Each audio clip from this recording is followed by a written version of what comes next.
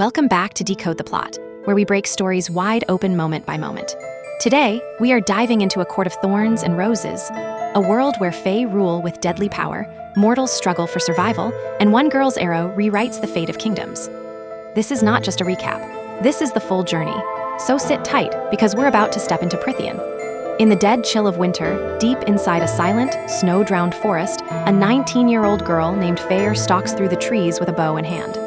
She's starving, frostbitten, and exhausted, but she keeps moving because her family's survival depends on her.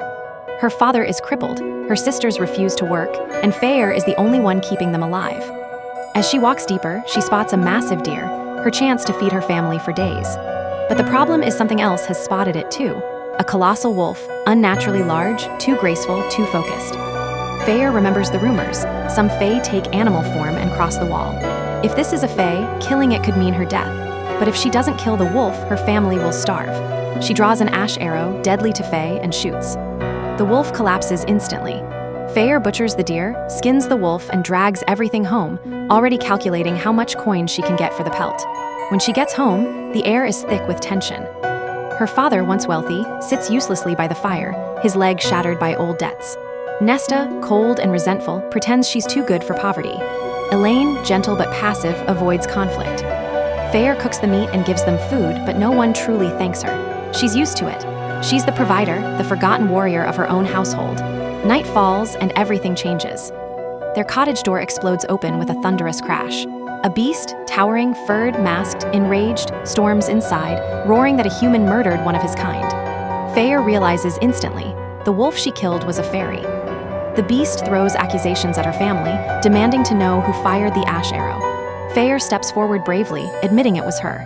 According to the treaty, a life must be repaid with a life. Feyre expects to die. But instead, the beast orders her to come with him to Prythian, the land of the fae. Her life will be spared if she leaves her human world forever. Her family is frozen in terror as Feyre is taken across the wall. She's thrown onto a horse and dragged north, through enchanted forests, toward a glittering, dangerous territory. The beast eventually shifts into a tall, powerful male, golden-haired, masked, and clearly fae. He reveals his name. Tamlin, High Lord of the Spring Court. Feyre cannot believe she's been taken by one of the most powerful fae alive. He brings her to an enormous, magical estate overflowing with blooming flowers, endless gardens, and servants she cannot see. He tells her she is not his prisoner. She will live here, eat here, and be kept safe, but she can never go home. Feyre feels trapped. She refuses to eat at first, afraid of fairy food, until Tamlin assures her it is safe. She meets Lucien, a fox-faced, snarky fairy with a metal eye who immediately dislikes her. Their banter is sharp, hostile, and sarcastic, but Tamlin keeps insisting she is safe. Feyre begins to explore the court. The place is beautiful but eerie, masked faces, invisible servants, a strange silence about what's happening in Prythian. She hears whispers of a blight, a magical sickness creeping through the land. On one outing, Feyre encounters a terrifying creature called the Bog, whose voice paralyzes mortals with dread. Tamlin arrives just in time, kills it, and scolds her for wandering. She begins to understand that Prythian is full of monsters far worse than him. Days pass. Tamlin tries to soften their relationship. He gives her space to paint. He pays attention to the details she doesn't voice. Lucien slowly warms to her, impressed by her stubbornness. But strange events escalate. Tamlin returns home one night carrying a headless fairy corpse, its body mutilated. He refuses to tell Feyre more. The blight is spreading, and something powerful is behind it. Determined to learn the truth, Feyre sneaks out and traps a creature called the Surreal, known for giving honest answers if captured. The Surreal reveals everything. Tamlin is cursed. His whole court is cursed. A powerful woman in Prythian is behind the blight, and the only thing Feyre needs to do is stay with Tamlin. Before she can ask more, monstrous Naga attack her. Tamlin arrives, kills them brutally, and saves her again. Tension changes between them. Their conversations grow softer, their glances linger longer. During the Fire Night Festival, Tamlin sends Feyre away, but curiosity pulls her outside. She's surrounded by lust-maddened fae until a strikingly beautiful male with starlit eyes saves her. This is Rhysand. His presence is dangerous, seductive, otherworldly. Moments later, Tamlin storms in, furious that Feyre left the estate during such magic-heavy celebrations. Over the next weeks, Feyre and Tamlin grow closer. He takes her to a shimmering lake. He shows her the courts from afar.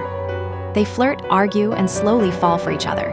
Tamlin reveals that the blight is getting stronger, and he can't protect his people much longer. There are hints everywhere: missing sentries, creatures crossing borders, invisible tensions between courts. Then suddenly, Tamlin forces Feyre to leave Prythian. He sends her home with gold, claiming she'll be safer away from him.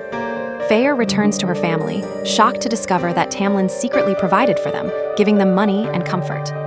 Her sisters are now living well, her father has regained hope, and Feyre realizes the depth of Tamlin's care. But she can't stay. She loves him. She returns to Prythian immediately. When she reaches the spring court, everything is destroyed. The estate is silent. The air reeks of magic. Lucien appears and tells her the truth. Tamlin is gone, taken under the mountain by Amarantha, the fairy queen who rules the entire land with torture and fear. The curse that bound Tamlin. It was placed by Amarantha, and breaking it depended on a human girl falling in love with him. Feyre was their last chance and she left, so the curse overtook him completely. If Feyre wants to save him, she must go under the mountain. With terrifying courage, Feyre enters Amarantha's underground palace. The place is filled with enslaved fae, blood, and brutality. Amarantha confronts her, amused and cruel. She offers a bargain. Feyre can win Tamlin's freedom by surviving 3 trials or by solving a riddle. If she fails, she dies. Tamlin, enchanted and powerless, watches silently. Feyre accepts. Her first trial is immediate: a giant worm, blind, massive, living in a pit of muck and bones. Feyre uses her hunting instincts to trap it, making a circle of sharp bones in the mud. She tricks it into impaling itself.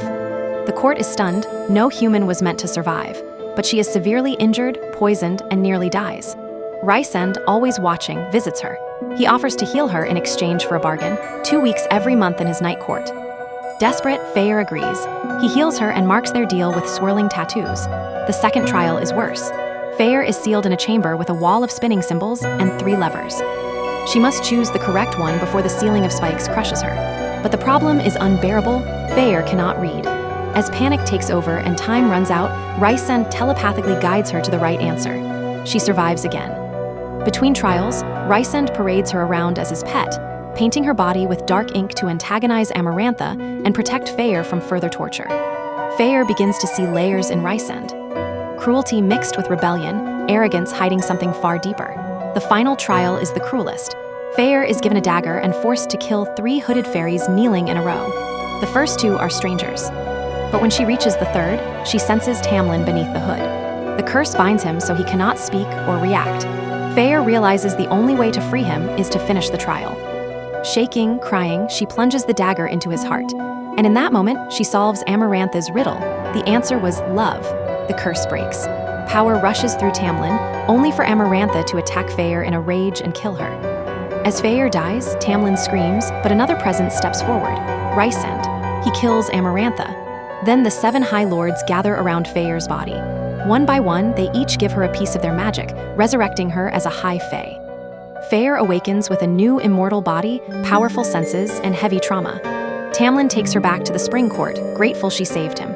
But Feyre is haunted by what she did, by the blood, by the guilt, by the bargain with Rhysand. Before they leave under the mountain, Rhysand appears. He grabs her hand.